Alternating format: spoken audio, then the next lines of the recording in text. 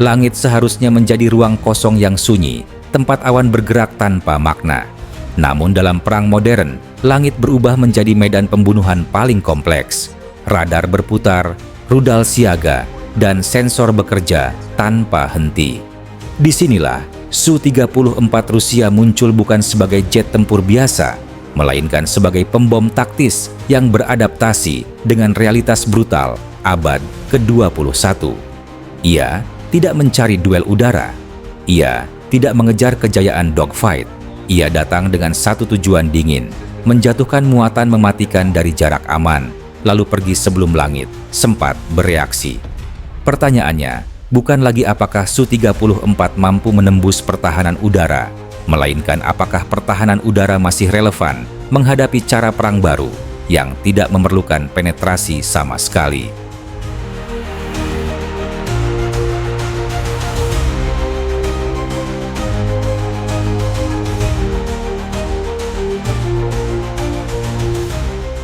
Banyak yang menyebut Su-34 sebagai desain era lama. Namun, perang nyata tidak menghormati usia, hanya efektivitas. Rusia memahami ini. Maka, Su-34 tidak dibiarkan statis. Ia di-upgrade, dimodernisasi, dan dilahirkan kembali dalam bentuk Su-34M. Avionik diperbarui, sistem misi ditingkatkan, perangkat lunak senjata diadaptasi. Ini bukan upgrade kosmetik. Ini adalah respons langsung terhadap medan perang yang berubah. Su-34M kini tidak hanya membawa bom, tetapi membawa informasi. Ia melihat lebih jauh, berkomunikasi lebih cepat, dan mengambil keputusan lebih akurat. Di kokpit lapis baja itu, dua awak bekerja seperti pusat komando terbang, bukan sekadar pilot dan navigator, tetapi operator perang udara modern.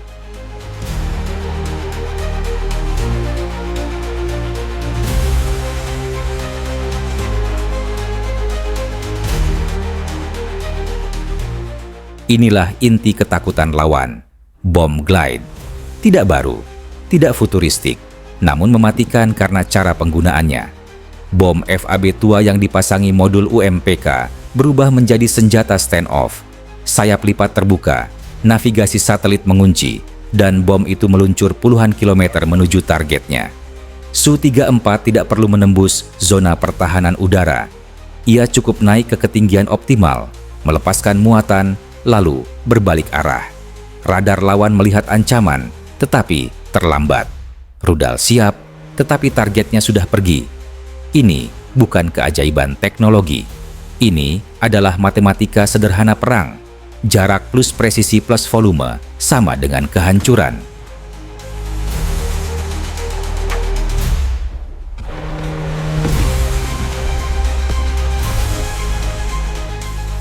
Dalam doktrin lama, pembom harus masuk ke wilayah musuh. Hari ini, Su-34 justru menjadikan zona kematian sebagai batas yang tidak perlu dilewati. Sistem pertahanan udara, jarak pendek dan menengah kehilangan relevansi ketika serangan datang dari luar jangkauan. Inilah perubahan psikologis terbesar perang udara modern. Bukan lagi siapa yang memiliki rudal paling cepat, tetapi siapa yang memaksa lawan menembakkan rudal ke langit kosong. Setiap rudal yang diluncurkan tanpa hasil adalah kelelahan sistem, kelelahan operator, dan kelelahan logistik. Su-34M memanfaatkan ini. Ia tidak menantang pertahanan, ia mengabaikannya.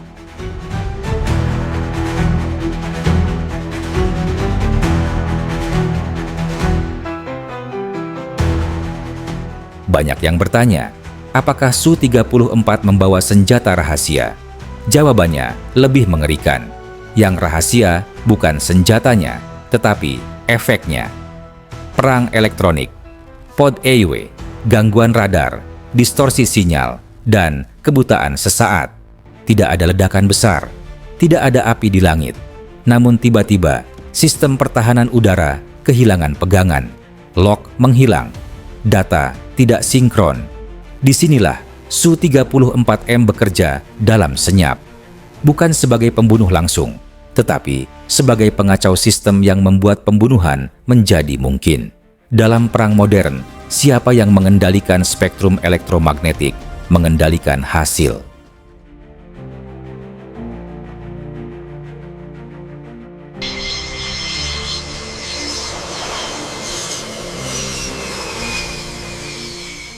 Versi modern Su-34 tidak hanya menjatuhkan bom, ia mengintai. Pod pengintaian, sensor optik, dan modul ISR menjadikannya mata terbang. Dalam satu sorti, Su-34M bisa mengidentifikasi target, mengirim data, lalu menghantam atau menyerahkan target itu ke platform lain. Ini adalah perang jaringan. Pesawat tidak lagi bertempur sendiri. Ia adalah simpul dalam sistem besar. Ketika satu Su-34 terbang, ia membawa serta satelit, pusat komando, drone, dan artileri jarak jauh. Inilah alasan mengapa pesawat ini tetap relevan meski bukan siluman. Ia tidak bersembunyi, ia bekerja dalam sistem yang saling melindungi.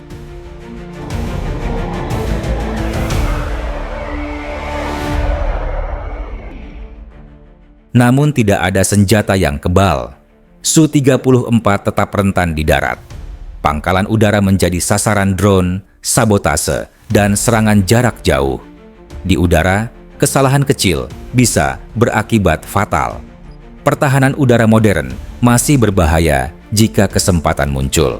Inilah harga perang nyata. Su-34M bukan simbol keabadian, tetapi simbol adaptasi. Ia bertahan bukan karena sempurna, melainkan karena terus berubah. Setiap kehilangan memaksa perubahan taktik, setiap keberhasilan memicu respons lawan, dan siklus itu terus berputar.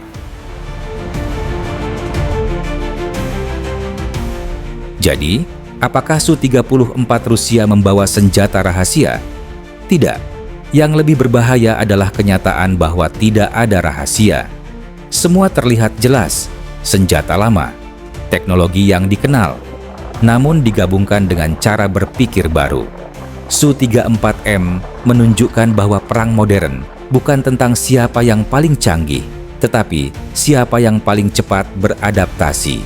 Langit tidak lagi dimenangkan oleh keberanian semata, tetapi oleh jarak, data, dan keputusan dingin. Dan selama Su-34 bisa menyerang tanpa masuk zona kematian, pertanyaan sebenarnya bukan tentang pesawat itu, melainkan tentang masa depan pertahanan udara di seluruh dunia.